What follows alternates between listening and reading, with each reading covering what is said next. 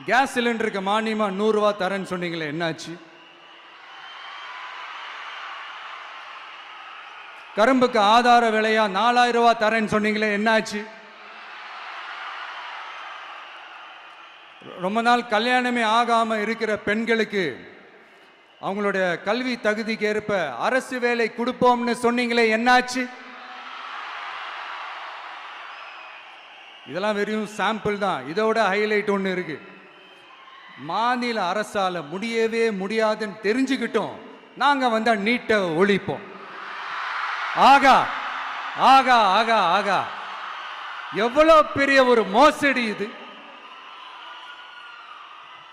கேட்டா நாங்க தான் முன்மாதிரி ஆட்சின்னு சொல்லுவாங்க. மோசடி ஆட்சி.